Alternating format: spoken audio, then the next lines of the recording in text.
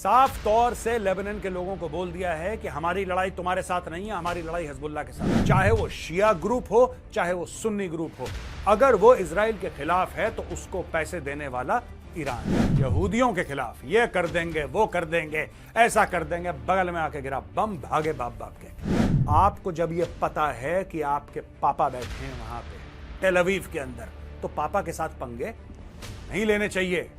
Hezbollah जानबूझ के कोशिश करता है कि उनकी जान चली जाए, क्योंकि आपको टीवी के सामने तो गाना गाना है, आपको छाती पीटनी है, आपको विक्टिम कार्ड प्ले करना है। उन्होंने ये तक बोला है कि ये जो हिजबुल्लाह वाले हैं ये तुम्हारे घरों में, तुम्हारे बेडरूम में, तुम्हारे ड्राइंग रूम में, तुम्हारे गैराजेस में रॉकेट लगाते हैं। ये जानबूझ के तुम्हें ह्यूमन शील्ड्स जैसा इस्तेमाल करते हैं। इजराइल की सिंपल सी फिलॉसफी है, यार हम तुम्हें नहीं छेड़ रहे, हमारा तुमसे कोई लेना देना नहीं, तुम जियो तुम मरो, हमसे कोई लेना देना नहीं, लेकिन अगर तुम छेड़ो तो पत्थर मारोगे बेटा, हम पहाड़ मारेंगे। फिर तुम बाप बाप करके विक्टिम कार्ड मत प्ले करना कि हमें बहुत ज्यादा मार दिया।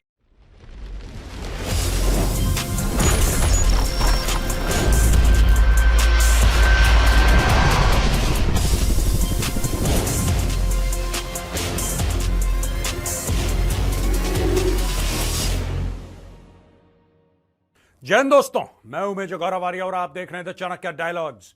इस वीडियो को लाइक करिए, हमारे चैनल को सब्सक्राइब करिए, बेल आइकन दबाना बिल्कुल मत भूलिएगा। दोस्तों, नेतन्याहू ने साफ तौर से लेबनान के लोगों को बोल दिया है कि हमारी लड़ाई तुम्हारे साथ नहीं है, हमारी लड़ाई हिजबुल्लाह के साथ है।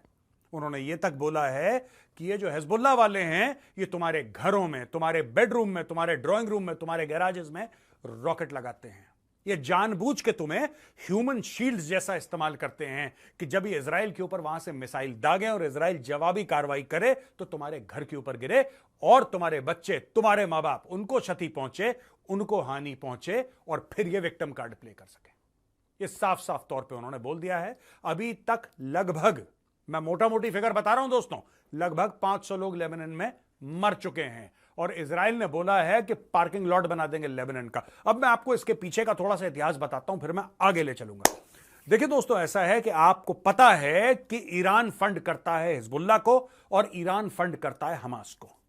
चाहे वो शिया ग्रुप हो, चाहे वो सुन्नी ग्रुप हो, अगर वो इजराइल के खिलाफ है तो उसको पैसे देने वाला ईरान है। जब हिजबुल्लाह को ऐसा लगा कि इजराइल अब हल्का सा बैकफुट पे आ रहा है क्योंकि उसके ऊपर हमला हो गया है और हमास ने उसके होस्टेजेस को पकड़ के रखा है और इजराइल दबाव में है, तो ईरान के कहने पर इन्होंने भी अटैक करना शुरू कर दिया। यहां पे जब जवाबी कार्रवाई हुई तो अब ये बाप बाप करके दौड़ रहे हैं हर जगह। दोस्तों, ये फोटोग्राफ है, लेबनान इस प्रकार का दिखता था। मैं आपको फोटोग्राफ दिखाना चाहता हूं। ये खूबसूरत जो नजारे आप देख रहे हैं, ये भाई साहब लेबनान है। लोग कहते हैं कि साहब या तो पार्टी न्यूयॉर्क में होती है या लंदन में होती है या फिर लेबनान में होती है।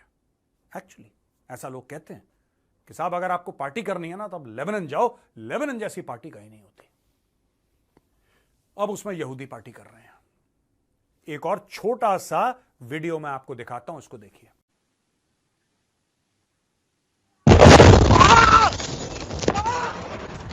दोस्तों, ये जर्नलिस्ट थे, ये जहर उगल रहे थे इजराइल के खिलाफ, यहूदियों के खिलाफ। ये कर देंगे, वो कर देंगे, ऐसा कर देंगे, बगल में आके गिरा बम, भागे बाप बाप कह के। देखिए, ऐसा होता है ना दोस्तों, आपको जब ये पता है कि आपके पापा बैठे हैं वहां पे टेल अवीव के अंदर, तो पापा के साथ पंगे नहीं लेने चाहिए, ठीक है? क्योंकि बाप फिर बाप होता है और जब वो मारता है तो बहुत दर्द होता है। अब ये देखिए दोस्तों, यहां पे बेंजामिन नेतन्याहू ने बोला है कि I have a message for the people of Lebanon. Israel की लड़ाई आपके साथ नहीं है। जो मैंने पहले बताया आपको, यह हिजबुल्लाह के साथ लड़ाई है और बड़े लंबे समय से हिजबुल्लाह आपका इस्तेमाल कर रहा है, आपको एक मानव शील्ड के हिसाब से, एक मानव ढाल बना के आपको मरवा रहा है। आपके बाप को, मां को, बच्चों को, भाइयों को, बहनों को मरवा रहा है हिजबुल्लाह। क्योंकि जब हम जवाबी कार्रवाई करते हैं और क्योंकि उसने सारे हथियार ये एक आम पड़ोस के अंदर रखे हुए होते हैं। फौजें ऐसी तो नहीं लड़ती, पर वो तो टेररिस्ट हैं, उनको क्या फर्क पड़ता है? फौजें क्या लड़ती है? आपने देखा होगा, अलग लड़ाई हो रही है, बिल्कुल अलग लड़ाई हो रही है। कोशिश करती है हर एक फौज कि आम बंदे हैं उनको दिक्कत ना हो। कोलैटरल डैमेज होता है, मैं ये नहीं कह रहा कि नहीं होता, कोलैटरल डैमेज पक्का होता है, कोई भी फौज लड़े, कोलैटरल डैमेज होता है। लेकिन कोई भी प्रोफेशनल आर्मी है कोशिश करती है, जान लगा देती है कि यार जो नॉन कॉम्बैटेंट्स हैं ना, जो सिविलियंस हैं, उनको दिक्कत ना पहुंचे यार, उनकी जान ना चली जाए, राइट? कोशिश रहती है कम से कम। हिजबुल्लाह जानबूझ के कोशिश करता है कि उनकी जान चली जाए, क्योंकि आपको टीवी के सामने तो गाना गाना है, आपको छाती पीटनी है, आपको विक्टिम कार्ड प्ले करना है ना? विक्टिम कार्ड तो एक बार आपको प्ले करना है अपनी लाइफ में कि साहब मैं विक्टिम हूं, वो आपको दिखाना जरूरी है। सारे के सारे हिजबुल्लाह, हमास वाले, पैलेस्टीनियन जितने भी हैं, all of them, you know, they play the most, I mean, I have never seen such an outstanding level of victim card being played like these guys play. अब देखिए, ये कहते हैं Netanyahu कि साहब don't let Hezbollah endanger your lives and the lives of your loved ones. अपनों की और खुद अपनी जिंदगियों को आप don't put it in danger, क्योंकि हम आ रहे हैं। ये कहता है कि मैं आपको वक्त दे रहा हूं, अभी भी निकल जाओ, मैं आपको समय दे रहा हूं, मैं आपको समय दे रहा हूं, आप चुपचाप अपने जान और माल की रक्षा करते हुए आप यहां से निकल जाओ। ये देखिए नेतन्याहू का मैसेज, देखा दोस्तों आपने? ये है बेंजामिन नेतन्याहू, इजराइल का प्राइम मिनिस्टर, जो कि ये कह रहा है कि अभी भी वक्त है, हम लोग आ रहे हैं, इजराइल की फौज आ रही है, इसके पहले हमारी फौज आए तुम घर वर छोड़ के चले जाओ, क्योंकि यहां पे जो मिलेगा ना उसकी लंका लगाई जाएगी। इजराइल के military spokesperson rear admiral Daniel Hagari ने कहा है कि army will do whatever is necessary to push Hezbollah from Lebanon's border with Israel. Hagari ने क्लेम करा है कि मंडे को widespread air strikes had inflicted heavy damage on Hezbollah, और अब ग्राउंड इन्वेजन ऑफ लेबनन होने वाला है। यानी कि हम लोगों ने बिल्कुल एयर स्ट्राइक्स करी हैं। सबसे पहले इन्होंने पेजर फाड़े, वो उस गम से नहीं उभर पाए थे, इन्होंने वॉकी टॉकी फाड़ दिए, सोलर पैनल फाड़ दिए, पता नहीं क्या क्या इन्होंने वहां पे फट गया।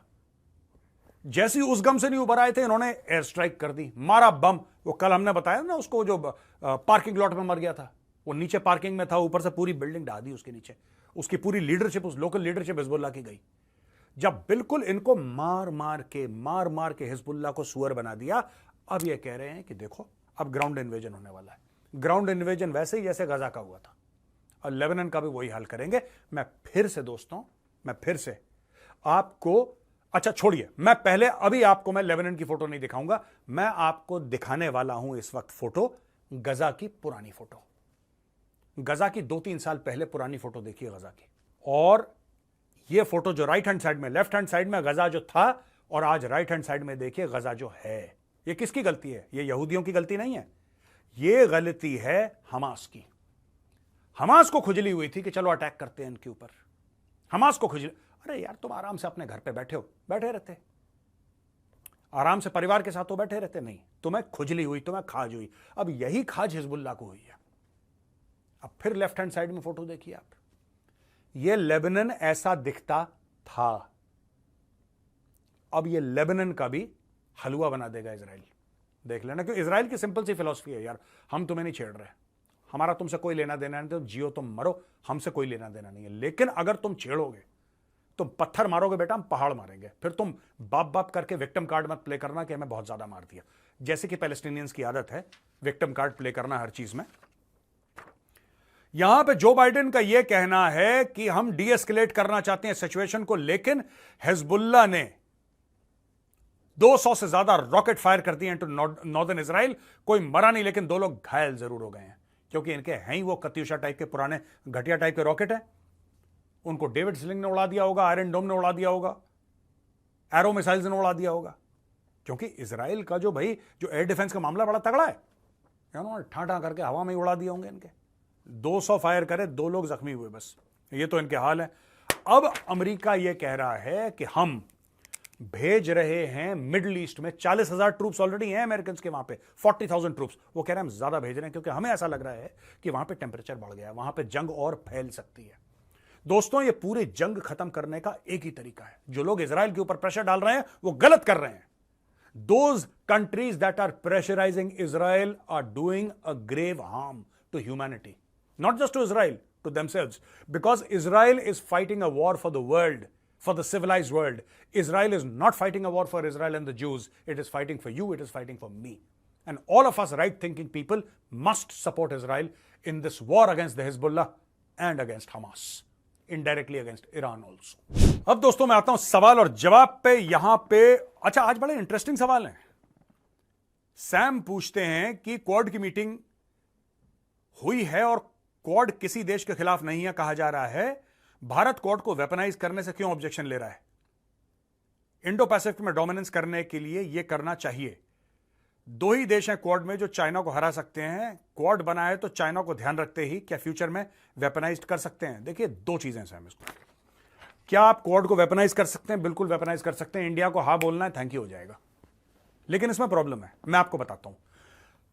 क्वाड के जो पार्टनर्स हैं, you can trust Australia, you can trust Japan, but you can not trust the United states of America. धोखा अमेरिका की फितरत में है और यह चीज चाइना और अमेरिका दोनों में सेम है इनके डीएनए में।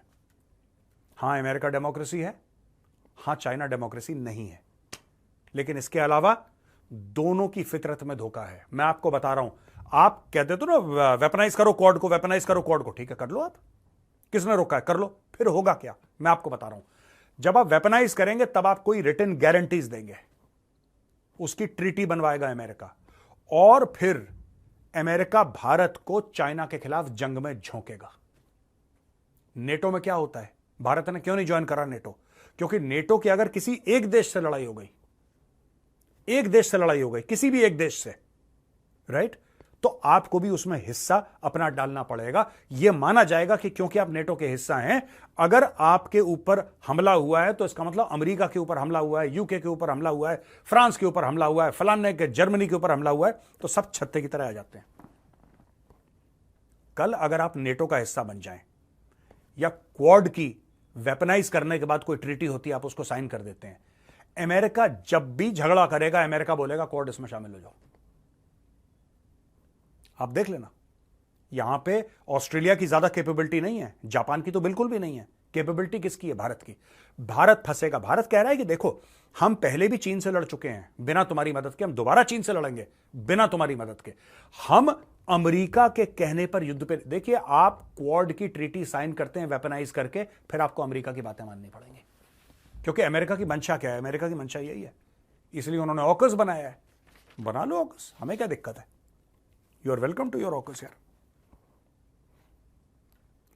गौरव सिंह लिखते हैं कि मैं वैशाली गाजियाबाद से हूं। मैं यह जानना चाहता हूं कि यूएस जो सप्लाई डिले करता है, यह टैक्टिक है प्रेशर डालने की।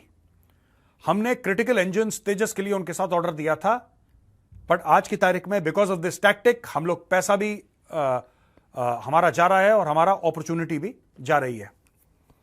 मुझे अच्छा लगा फ्रांस ने वही टेक्नोलॉजी हमें दी है, लेकिन इसमें भी काफी टाइम लगेगा। हम कॉमन सिटीजन होने के नाते consider all risk factors before making capital expenditures. Should the central government do the same before negotiating with the US, specially when we are already aware of the delaying behaviour? नहीं, ऐसा नहीं है। देखिए, दो तीन चीजें हैं इसमें। अमेरिका कर रहा है डिले, पर पास्ट में हमारा एक्सपीरियंस, अमेरिका से हमने कई चीजें खरीदी हैं। फॉर एग्जाम्पल, हमने चिनूक हेलीकॉप्टर्स खरीदे, हमने अपाची खरीदा, हमने M777 खरीदा, राइट। हमने और भी चीजें अमेरिका से खरीदी हैं, उसमें डिले नहीं हुआ। इसमें डिले अमेरिका कर रहा है, तो यह सोचना कि सरकार को पहले ही पता लग जाना चाहिए, नहीं। हमने अमेरिका से काफी चीजें खरीदी हैं। आपने पूरा ट्रांसपोर्ट एयरलिफ्ट इकोसिस्टम खरीदा है अमेरिका से भाई, पूरा ट्रांसपोर्ट एयरफोर्स का खरीदा है अमेरिका से, डिले नहीं हुआ उसमें। आपने पोसाइडन खरीदा है अमेरिका से, डिले नहीं हुआ उसमें। आपने ड्रोन सिस्टम्स लीज पे लिए हैं, नहीं हुआ। अब आप जाके ड्रोन्स के बारे में डील साइन कर रहे हैं 31 ड्रोन के करीब $4 अरब की फॉर 31 ड्रोन्स, नहीं डिले होगा। देखिए, आप ये समझ लीजिए, अमेरिका ये प्रेशराइज करने के लिए कर रहा है, और हमें कैसे पता लगेगा कि यार 10 आइटम तो इसने सही समय पे डिलीवर कर दिए, 11वें पे अटका रहा है? We had no way of knowing. इसका सिर्फ एक ही इलाज है कि इंडिया शुड स्पेंड। ये देखो, इंडियन कंपनीज किस चक्कर में रहती है, मैं आपको बताता हूं, और ये मेरी शिकायत भी है इंडियन कंपनीज से, because I want Indian companies to become, I want one Indian company to become like Lockheed Martin, somebody to become like Boeing. I want, as an Indian, I want this. Indian companies क्या कहती हैं? अच्छा, सरकार का एक order है कि करीब 2000 T-72s हैं, हमने उनको रिप्लेस करना है, ठीक है ना। फ्यूचर कॉम्बैट व्हीकल्स हमने बनानी है। सरकार ने, मोदी सरकार ने यह भी बोल दिया है कि हम कॉन्ट्रैक्ट देंगे, भारतीय किसी कंपनी को देंगे, इंडिया में बनेगा, क्योंकि इंडिया में बनेगा, इंडिया में जॉब्स बनेंगी, इंडिया में वो सरकार का पैसा आएगा, खुशहाली होगी, सब कुछ ठीक ठाक होगा, तो हमारे लोगों को फायदा होगा, इंडिया में बनेगा। इंडियन कोई भी प्राइवेट कंपनी ज्यादा पैसा खर्च नहीं करना चाहती है रिसर्च एंड डेवलपमेंट में। आपको लगता है लॉकहीड मार्टिन, आज लॉकहीड मार्टिन बन गया, कल लॉकहीड मार्टिन बन गया? कितने दशकों से वो इतने अरबों डॉलर उसने नाली में बहा दिए रिसर्च में, जिसका कुछ निकला ही नहीं। ये करना पड़ता है यार। वेपन सिस्टम, वेपन और फार्मा दो ऐसी चीजें हैं जिसमें रिसर्च इंटेंसिव। फार्मा कंपनीज भी ऐसी हैं, दशकों दशकों तक साइंटिस्ट लगे रहेंगे लेबोरेटरी के अंदर कुटपुट करने में, कुछ नहीं निकलता। एक दिन अचानक निकलता है और अरबों डॉलर कंपनी कमाती है, फिर घुस जाते हैं कुटपुट करने के लिए लेबोरेटरी में। वही आपको भारत में करना पड़ेगा। यहां पे क्या चाहती है कंपनीज कि इंडियन आर्मी ये बोले कि हमारे 2000 टैंक हैं, हमें 2000 टैंक रिप्लेस करने हैं। फिर यहां की एक कंपनी जाके टाई अप करेगी इजराइल की कंपनी के साथ, या अमेरिका की कंपनी के साथ, या यूके या जर्मनी या फ्रांस की कंपनी के साथ जिसके मशहूर टैंक है, या रशिया की कंपनी के साथ। फिर वो पिच करेंगे। अगर पिच में निकल गया तो उनको रेडीमेड धंधा मिल गया, ट्रांसफर ऑफ टेक्नोलॉजी बाहर से आ गई, इनका रिसर्च और डेवलपमेंट पर पैसा खर्च नहीं हुआ। ये सोच गलत है। देश के लिए आपको पर्सनली फायदा हो सकता है, देश को नुकसान होता है इससे। अंशु निबानी का यह कहना है कि आपको ऐसा नहीं लगता कि भारत के नेबरहुड में anti India environment specially Bangladesh में बन चुका है? They say they have the largest paramilitary force and they say we are also prepared for any situation. और यह भी रूमर है कि बांग्लादेश और पाकिस्तान ने कोई डिफेंस डील साइन करी है, सम न्यूक्लियर प्लांट और something with the help of China. देखिए, पहली बात तो यह सब झूठ है। जो बांग्लादेशी ये बोल रहे हैं कि दे have the largest paramilitary force, वो झूठ बोल रहे हैं। ये कुछ भी बोलते हैं सोशल मीडिया पे, ठीक है? ये कुछ भी बोलते हैं सोशल मीडिया पे, इनकी कोई लार्जेस्ट फार्जेस्ट फोर्स नहीं है। आप जाके ऑनलाइन चेक कर सकते हैं। Don't believe what you find in Wikipedia, don't believe what you find on WhatsApp, please go online and check from authentic sources. ऐसा कुछ भी नहीं है। इनका टेम्परेचर अपने आप नीचे आ जाएगा बांग्लादेशियों का। ये फर फर फर फर फर फर फर फर जैसा दूध का उफान होता है ना, अभी Bangladeshis are very excited, they are very excited. बांग्लादेशियों को यह नहीं पता कि अमेरिकन ने इनको बेवकूफ बना दिया, अमेरिकन ने इनको बना दिया गधा। इनकी इकोनॉमी चल रही थी, तकबक भाग रही थी, राइट? वो घुटनों पे आ गई। कल ये कह रहे थे हम मछली नहीं भेजेंगे इंडिया, मछली नहीं भेजेंगे इंडिया, क्योंकि वेस्ट बंगाल में प्रेफर करते हैं एक खास फिश, मैं उसका नाम भूल रहा हूं, खास फिश, और दुर्गा पूजा के वक्त वो फिश बहुत बनती है, ऐसा मैंने सुना है, मीडिया में पढ़ा है मैंने, मीडिया में आया था। तो नहीं भेजेंगे, ये नहीं करेंगे, वो नहीं करेंगे। परसों बयान आ गया इनका कि 3000 टन मछली भेज रहे हैं ये लोग, क्योंकि इनके बिजनेसमैन ने बोला कि पागल के बच्चे, कौन खरीदेगा मछली? हम खाएंगे इतनी? हम दिन में 15 बार भी खाना खाएंगे ना, इतनी मछलियां नहीं खा सकते हम। पैसे आ रहे हैं, इंडिया डॉलर में पैसे देता है। तो इनको तब समझ में आया, बांग्लादेशी लाइन पे आ जाएंगे। इनको सोशली, जो सोशल मीडिया है या ऑनलाइन है, जो प्लेटफॉर्म्स हैं, इनको बकवास करने दो, अपनी वॉमिट करने दो, उल्टियां करने दो। आप स्ट्रेस मत लो, आप बिल्कुल स्ट्रेस मत लो। ये सब लाइन पे आएंगे। अभी इनको भूख लगने वाली है, ये लाइन पे आएंगे, ठीक है? अभी वो यूफोरिया चल रहा है बांग्लादेश में, अब कम हो रहा है धीरे धीरे, बट अभी भी 70-80% इनका यूफोरिया चल रहा है। 6 महीने के अंदर बिल्कुल जमीन पे आ जाएंगे। तब नेगोशिएट, आपने देखा मालदीव में क्या हुआ था, इंडिया आउट, ये कर देंगे, वो कर देंगे, ऐसा कर देंगे इंडिया को, अब तो चाइना हमारा भाई है, हम ये कर देंगे, सारा कुछ डायलॉग मारे, ठीक है? दिल्ली में मोदी जी के पैरों में गिरा हुआ था ये मोहम्मद मुइजू मोदी जी के पैरों में गिरा हुआ था, बाप बाप करके आया है दिल्ली। चिंता मत करो, just wait for 6 months। Major की भविष्यवाणी याद करना, आज 24 सितंबर है। अच्छा जी, सुदीप्तो चौधरी कहते हैं कि do you think Russia is again doing the same mistake that it did before in Afghanistan? Russia has committed many such mistakes. ये पहली दूसरी बार नहीं है, रशिया ने काफी कंट्रीज को इन्वेड करा है और रशिया आगे भी करता रहेगा। इसमें आप कोई mistake, as far as they are concern, there is no mistake. और ऋषिकेश कितड़ ये कह रहे हैं, माय नेम इज ऋषि, आपको लगता है France has agreed to share the technology because 5th generation will be outdated in the next 5 years and 6th generation will soon be introduced in early 2030s? नहीं, ये बिल्कुल गलत है। ये आप जो आपका स्टेटमेंट है बॉस, ये फैक्चुअली इनकरेक्ट है। किसने बोला कि 6th जनरेशन 5 साल में आ जाएगा? आपको क्या लगता है इतनी जल्दी आ जाएगा 6th generation? 6th generation still 15 years away, 20 years away. इतना आसान नहीं है बॉस।